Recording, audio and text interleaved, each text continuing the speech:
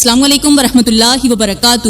میرے محترم بھائیوں، ٹھہریے، آج کا مکمل بیان سن کر جائیے۔ اگر آپ نے یہ بیان مکمل نہ سنا تو ہو سکتا ہے آپ قربانی کے ان رازوں سے محروم رہ جائیں جن رازوں کی وجہ سے بعض گھروں کے اندر رحمت اترتی ہے، محبت بڑھتی ہے اور میاں بیوی کے درمیان وہ سکون پیدا ہوتا ہے جو ہر کسی کے نصیب میں نہیں ہوتا۔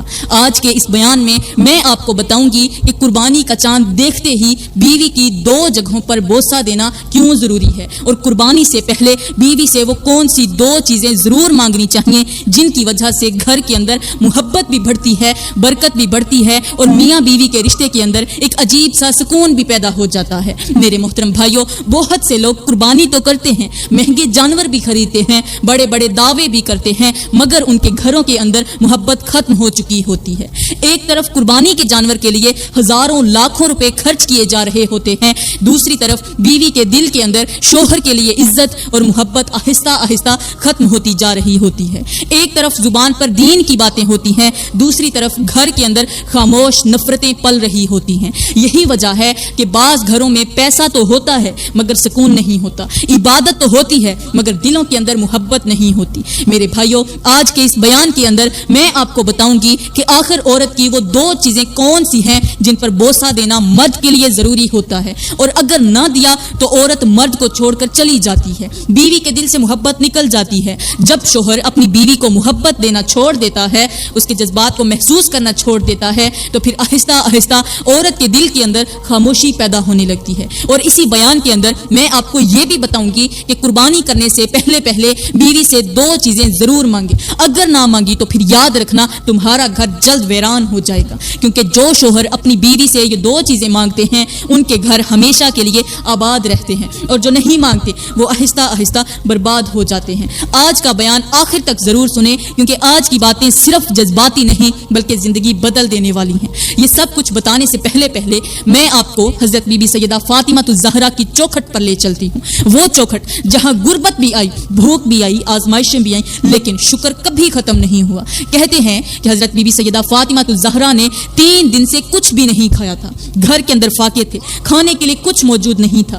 آپ کے گھر میں غربت نے ڈیرا ڈال رکھا تھا، مگر اس غربت کے باوجود بھی اس گھر کے اندر سکون، صبر اور اللہ پر بھروسہ موجود تھا۔ آپ اندازہ لگا سکتے ہیں کہ ایک عورت 3 دن سے کچھ نہ کھائے تو وہ اللہ کی ناشکری کرنے کے لیے تیار ہو جاتی ہے، اللہ سے شکوے شکایت کرنے لگتی ہے کہ یا اللہ، تو نے فلاں کو اتنا کچھ دیا، مجھے وہ مال کیوں نہیں دیا، جو دوسروں کو دیا وہ مجھے کیوں نہیں دیا۔ بعض لوگ تو 1 دن کی تنگی بھی برداشت نہیں کر پاتے، مگر یہاں 3 دن کی بھوک کے باوجود زبان پر شکر تھا۔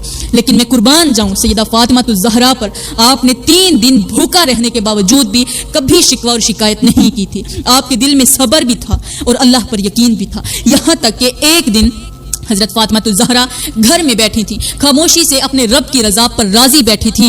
آپ کے چہرے پر پریشانیوں کے آثار تھے، بھوک کی کمزوری تھی، چہرے سے محسوس ہو رہا تھا اور مسلسل پتہ چل رہا تھا کہ واقعی بھوک ہے، بھوک چہرے سے نظر آ رہی تھی۔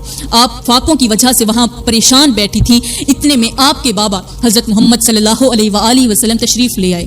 باپ جب بیٹی کے گھر میں داخل ہوا تو فوراً بیٹی کے چہرے کو غور سے دیکھا۔ حضرت بی بی فاطمہ الزہرا کے چہرے پر اس قدر پریشانی دیکھ کر باپ نے اپنی بیٹی سے پوچھا، بیٹی آج تمہارے چہرے پر پریشانیوں کے آثار کیوں نظر آ رہے ہیں؟ پہلے تو بیٹی نے کہا، ابا حضور کچھ نہیں ہے۔ حضرت سیدہ فاطمہ الزہرا اپنے بابا کو پریشان نہیں کرنا چاہتی تھی، لیکن پھر اچانک بیٹی نے بے ساختہ کہا، اے ابا حضور، 3 دن سے آپ کی بیٹی نے کچھ نہیں کھایا اور دھوپ بہت زیادہ تنگ کر رہی ہے۔ بھوک کی کمزوری اب چہرے سے بھی ظاہر ہونے لگی تھی۔ باپ نے جب بیٹی کے چہرے پر بھوک کے آثار دیکھے تو دونوں ہاتھ اپنے دعا کے لیے اٹھا لی اور کہا، یا اللہ، اپنی بھوک سے کہہ دو کہ میری بیٹی کو پریشان کرنے مت آیا کرے۔ یہ الفاظ سن کر انسان کی آنکھیں بھیگ جاتی ہیں۔ سبحان اللہ، وہ باپ جو اللہ کا محبوب ہے، جو نبیوں کا سردار ہے، اگر وہ باپ چاہتے تو جنت سے پھلوں کے خوشے توڑ کر فاطمہ کے گھر کو بھر دیتے۔ اللہ کے نبی کے لیے یہ مشکل نہیں تھا، لیکن انہوں نے کہا، اے فاطمہ، یہ دنیا مسافر خانہ ہے، یہاں چاہے غربت کے ساتھ بھی رہنا پڑے تو رہ لو، ہمارے لیے سب کچھ اگلے جہان میں ہوگا۔ یعنی اصل سکون اور اصل نعمتیں آخرت کے لیے رکھی گئی ہیں۔ یہ دنیا تو مسافر خانہ ہے، اس لیے صبر کرو، کیونکہ دنیا کی زندگی ہمیشہ رہنے والی نہیں ہے۔ اللہ کے نبی نے یہ دعا نہیں کی کہ یا اللہ روٹی کا وسیلہ بنا دے، کھانے کا وسیلہ بنا دے، نہیں، اللہ کے نبی نے یہ فرمایا، اپنی بھوک سے کہہ دو دو کہ وہ میری فاطمہ کو رلانے مت آیا کرے۔ یہ کہتے ہوئے باپ واپس چلے گئے اور حضرت بی بی فاطمہ الزہرا اپنے باپ پر رشک کرنے لگی اور خوش ہونے لگی کہ میرے باپ نے میرے حق میں دعا کی ہے۔ بیٹی کے دل کو اپنے باپ کے الفاظ سے سکون مل چکا تھا۔ اتنے میں حضرت سیدنا علی جو کہ حضرت بی بی فاطمہ الزہرا کے شوہر تھے، وہ فاطمہ کے گھر کے اندر داخل ہوئے۔ پورا دن گزر چکا تھا اور چہرے پر محنت کی تھکن بھی تھی۔ اس نے بھی فاطمہ کے چہرے پر جب بھوک کے آثار دیکھے تو رہا نہ گیا۔ شوہر بیوی کے چہرے کی خاموشی بھی سمجھ لیتا ہے۔ خاموشی سے گھر سے باہر نکلی اور کہیں دور چلے گئے۔ ان کے دل میں صرف ایک ہی فکر تھی کہ کسی طرح آج فاطمہ کے لیے کھانے کا بندوبست ہو جائے۔ دیکھا کہ ایک یہودی کھڑا ہے، وہ کسی مزدور کی تلاش میں نظر آ رہا تھا۔ اس کے قریب جا کر کہا کہ مجھے کام مل جائے گا۔ حضرت علی کے لہجے میں عاجزی بھی تھی اور فکر بھی۔ اس نے کہا کام تو مل جائے گا لیکن کام ہے بہت سخت۔ وہ پہلے ہی ڈرانا چاہتا تھا۔ حضرت علی نے فرمایا کوئی بات نہیں، جب کرنی ہی مزدوری ہے، جب میں نے اپنی شہزادی کے لیے کھانے پینے کا بندوبست کرنا ہے تو پھر سخت ہو یا نرم ہو، میں نے تو ہر حال میں کام ہی کرنا ہے، کیونکہ محبت کرنے والے انسان بہانے نہیں ڈھونڈتے، وہ تو راستے ڈھونڈتے ہیں۔ حضرت علی پورا دن کام کرتے رہے۔ بھوک کے باوجود بھی آپ مسلسل محنت کرتے رہے۔ ظاہر ہے آپ نے بھی تو 3 دن سے کچھ نہیں کھایا ہوگا، کیونکہ اگر خود کھاتے تو اپنی بیوی کو بھی ہر حال میں ساتھ میں کھلاتے۔ حضرت علی خود بھی 3 دن سے بھوکے تھے، جسم میں کمزوری بھی تھی، مگر دل میں فاطمہ کی فکر اس سے کہیں زیادہ تھی۔ کام بہت سخت تھا، ہاتھوں میں درد بھی ہونے لگا تھا اور جسم بھی تھک چکا تھا، لیکن پیچھے یہودی آوازیں کستے ہوئے کہتا تھا تیزی سے کام کرو، جب کام کرنا آتا ہی نہیں تو پھر کام کو ہاتھ کیوں لگاتے ہو۔ وہ بار بار سخت باتیں کر کے حضرت علی کو تکلیف پہنچا رہا تھا۔ حضرت علی کام بھی کرتے رہے اور یہودی کی باتیں بھی سنتے رہے۔ ایک طرف یہودی کی کڑوی باتیں تھیں، دوسری طرف سیدہ فاطمہ الزہرا کی بھوک تھی۔ حضرت علی خاموش تھے کیونکہ ان کے دل میں صرف اپنی بیوی کا خیال چل رہا تھا۔ کام کرتے کرتے شام ہو گئی، سورج ڈھل چکا تھا، مگر حضرت علی اب بھی محنت میں لگے ہوئے تھے اور حضرت علی پسینے سے شرابور تھے۔ جسم تھک چکا تھا، ہاتھوں میں کمزوری بھی آ چکی تھی، مگر دل میں ایک ہی فکر تھی کہ آج فاطمہ کے لیے کچھ نہ کچھ لے کر ضرور جانا ہے۔ خیر بڑی ہمت کے ساتھ کام مکمل کر لیا اور یہودی سے مزدوری لینے کا مطالبہ کیا۔ حضرت علی اب اپنی محنت کی اجرت مانگ رہے تھے۔ یہودی نے کہا کہ میں آج تو مزدوری نہیں دے سکتا، کل ضرور دوں گا۔ وہ اب بات بدلنے لگا تھا۔ حضرت علی نے فرمایا نہیں، میں ہر حال میں لے کر جاؤں گا، میرے بچے 3 دن سے بھوکے ہیں۔ حضرت علی کے لہجے میں درد بھی تھا اور مجبوری بھی تھی۔ اور یہ سخت کام آپ نے فرمایا بھلا کون کرتا ہے؟ گرمی کی شدت ہے، اس کے باوجود بھی میں نے یہ سخت کام کیا ہے۔ پسینہ مسلسل جسم سے بہہ رہا تھا اور تھکن بھی حد سے بڑھ چکی تھی، تو اس کا مطلب یہ ہے کہ میں بہت مجبور ہوں۔ حضرت علی اپنی مجبوری بیان کر رہے تھے تاکہ شاید اس یہودی کے دل میں رحم آ جائے۔ کہا میں نے ہر حال میں ابھی اور اسی وقت اپنی اجرت لے کر جانی ہے، کیونکہ گھر کے اندر بھوک میرا انتظار کر رہی ہے۔ اب وہ یہودی کہتا کہ میں آج نہیں دوں گا، کل دوں گا، وہ مسلسل اپنی بات پر اڑا ہوا تھا۔ حضرت علی کہتے نہیں، میں آج ہر حال میں لے کر رہوں گا۔ حضرت علی بار بار اپنی محنت کی اجرت مانگ رہے تھے۔ اتنے میں تیسرا شخص آیا اور وہ بھی یہودی ہی تھا۔ اس نے دونوں کو بحث کرتے ہوئے دیکھ لیا تھا۔ اس نے کہا بھائی کیوں آپس میں جھگڑ رہے ہو؟ وہ دونوں کے قریب آ کر کھڑا ہو گیا۔ حضرت علی فرماتے کہ بھائی میں نے اس کا کام کیا ہے، اس کی مزدوری کی ہے۔ اور حضرت علی اپنی بات سمجھا رہے تھے۔ پہلے تو یہ کہہ رہا تھا کہ آج ہی آپ کو اجرت مل جائے گی، لیکن کام ہونے کے باوجود اب یہ کہتا ہے کہ کل اجرت دوں گا۔ حضرت علی کے دل میں یہ بات بہت تکلیف دے رہی تھی۔ آپ نے کہا مجھے آج ہر حال میں چاہیے، کیونکہ اس وقت حضرت علی کے دماغ میں ایک ہی سین چل رہا تھا اور وہ تھا سیدہ فاطمہ کی بھوک۔ ان کے ذہن میں بار بار فاطمہ کا کمزور چہرہ نظر آ رہا تھا۔ حضرت سیدہ فاطمہ الزہرا کی بھوک نے حضرت علی کو مجبور کر رکھا تھا۔ یہی فکر انہیں خاموش نہیں رہنے دے رہی تھی۔ حضرت علی بار بار کہہ رہے تھے یہودی کی طرف اشارہ کرتے ہوئے کہ ہر حال میں آج اجرت لے کر ہی جاؤں گا، کیونکہ آج گھر خالی ہاتھ جانا ممکن ہی نہیں تھا۔ وہ جو تیسرا شخص درمیان میں آیا تھا اس نے کہا جی میں اپنی جیب سے آپ کو اجرت دے دیتا ہوں، کل میں اس یہودی سے اجرت لے لوں گا۔ اس نے حضرت علی کی مجبوری کو محسوس کر لیا تھا۔ حضرت علی نے فرمایا ٹھیک ہے، کیونکہ اب ان کے دل میں صرف جلدی گھر پہنچنے کی فکر تھی۔ اس نے حضرت علی کو اجرت دی جو تیسرا شخص تھا اس نے، اور حضرت علی تیز قدم بڑھاتے ہوئے اجرت لے کر بازار کی طرف چلے گئے۔ ان کے قدم تیز تھے کیونکہ دل میں ایک ہی خواہش تھی کہ آج فاطمہ اور بچوں کے لیے کچھ لے کر گھر جاؤں۔ حضرت علی بازار کی دکان پر گئے۔ آپ کے ہاتھ میں اب محنت کی کمائی تھی۔ وہاں پر ایک مچھلی خریدی اور کچھ روٹیاں خریدی۔ حضرت علی کے دل میں خوشی بھی تھی کہ آج فاطمہ اور بچوں کے لیے کھانے کا بندوبست ہو گیا ہے، اور پھر وہاں سے تیزی کے ساتھ چلتے ہوئے حضرت علی گھر کی طرف روانہ ہو رہے تھے۔ آپ کے قدم مسلسل تیز ہو رہے تھے۔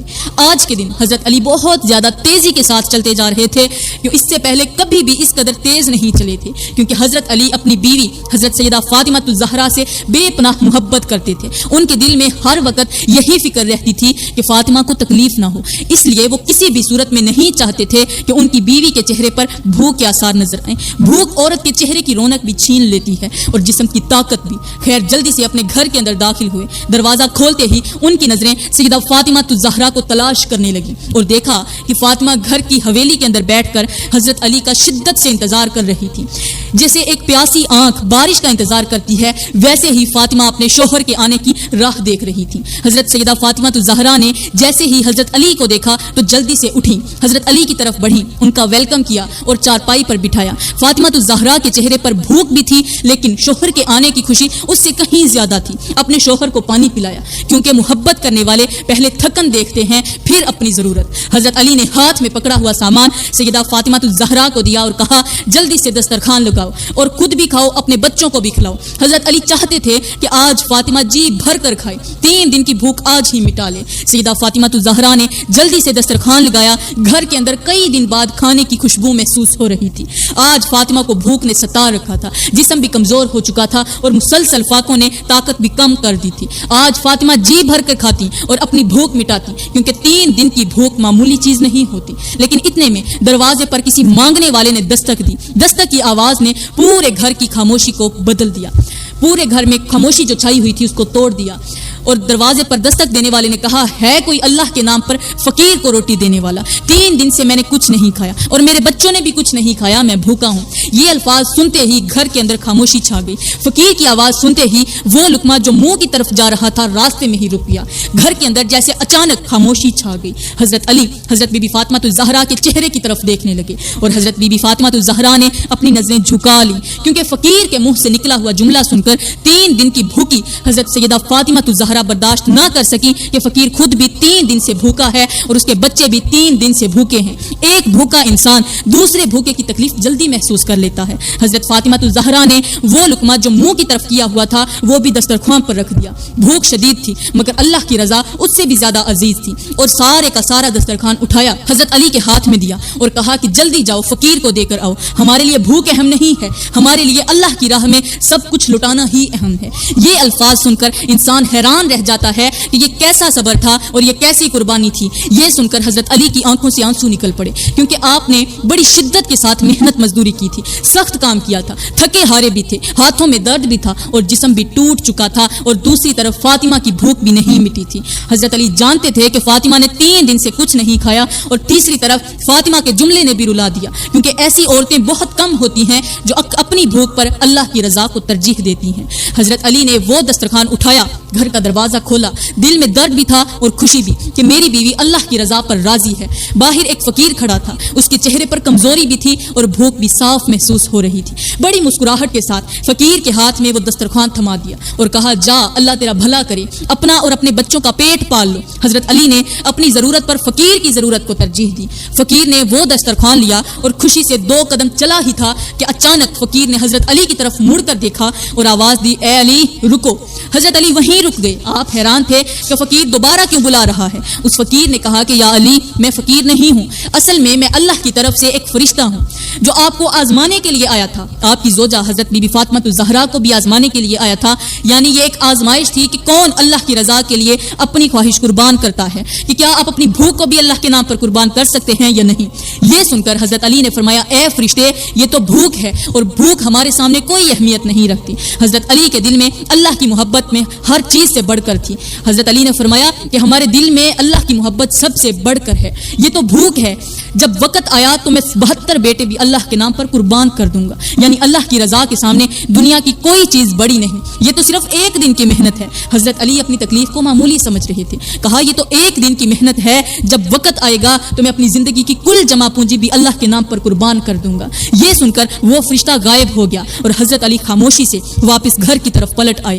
حضرت علی وہ دسترخوان لے کر واپس اپنے گھر کے صحن میں رکھتے ہیں، سیدہ فاطمہ کو پوری کہانی سناتے ہیں۔ حضرت سیدہ فاطمہ الزہرا بہت زیادہ خوش ہو جاتی ہیں، کیونکہ اللہ نے ان کی قربانی قبول فرما لی تھی، اور پھر اس دسترخوان کے اندر اس قدر برکت ڈال دی جاتی ہے کہ وہ کھانا ان سے ختم ہی نہیں ہوتا۔ اللہ جب برکت دیتا ہے تو تھوڑا بھی بہت ہو جاتا ہے۔ انہوں نے خود بھی پیٹ بھر کر کھایا، پھر اپنے ہمسایوں کو کھلایا، پھر بھی ختم نہ ہوا۔ گھر کے اندر خوشی بھی تھی اور اللہ کی رحمت بھی۔ پھر اپنے پیارے نبی حضرت محمد مصطفیٰ صلی اللہ علیہ وآلہ وسلم کو بلایا گیا حضرت علی نے فرشتے کی پوری کہانی سنائی تو حضور صلی اللہ علیہ وآلہ وسلم بہت زیادہ خوش ہوئے، کیونکہ اللہ کی رضا کے لیے قربانی دینے والے لوگ اللہ کو سب سے زیادہ محبوب ہوتے ہیں۔ تو میرے بھائیوں، کہتے ہیں حضرت علی جب صبح سویرے اٹھتے تھے تو حضرت بی بی فاطمہ الزہرا کو محبت بھری نگاہوں سے دیکھتے تھے۔ نماز سے پہلے جیسے ہی بستر سے آپ کی آنکھ کھلتی تھی تو سب سے پہلے آپ حضرت بی بی فاطمہ کی طرف دیکھتے تھے، کیونکہ محبت کرنے والے انسان کے دل کو سب سے پہلے اپنے محبوب کے چہرے کا ہی خیال آتا ہے۔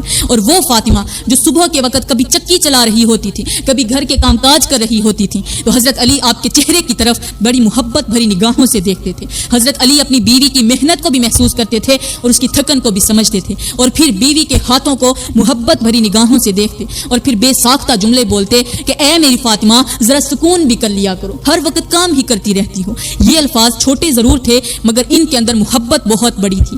تو یہ وہ جملہ ہوتا تھا جو سیدہ فاطمہ الزہرا کو سکون دیتا تھا، سیدہ فاطمہ الزہرا کی تھکاوٹ کو ختم کر دیتا تھا، کیونکہ عورت کو صرف کھانا کپڑا نہیں چاہیے ہوتا، عورت کو احساس بھی چاہیے ہوتا ہے۔ تو میرے بھائیوں، اب میں آپ کو اپنے مین سبق کی طرف لے چلتی ہوں کہ جو لوگ صبح اٹھتے ہی اپنی بیوی کی پیشانی پر بوسہ دیتے ہیں یا اپنی بیوی کے ہاتھوں پر بوسہ دیتے ہیں، محبت بھری نظروں سے بیوی کا چہرہ دیکھتے ہیں، بیوی کے ہاتھ دیکھتے ہیں، یہ وہ لوگ ہوتے ہیں جن کے گھروں میں سیدہ فاطمہ الزہرا کی طرح رحمت کی بارش برس رہی ہوتی ہے۔ ان کے گھروں کے اندر سکون بھی ہوتا ہے، محبت بھی ہوتی ہے، اور دلوں کے اندر نرمی بھی باقی رہتی ہے۔ یہ وہ لوگ ہوتے ہیں جو کبھی بھی بیوی کی وجہ سے پریشان نہیں رہتے، کیونکہ محبت عزت پیدا کرتی ہے اور عزت سکون پیدا کرتی ہے۔ یہ وہ لوگ ہوتے ہیں جن کے گھروں پر اللہ کے فرشتے آ کر رزق دیتے ہیں، رزق کی بارش برستی ہے، کیونکہ جس گھر کے اندر محبت زیادہ ہو اس گھر سے رحمت دور کبھی نہیں جاتی۔ اس لیے میں کہتی ہوں اگر تم بھی چاہتے ہو کہ تمہارے گھر میں ہر وقت خوشیاں رہیں، برکتیں رہیں، رحمت کی بارش برستی رہے، تو آپ لوگوں کو چاہیے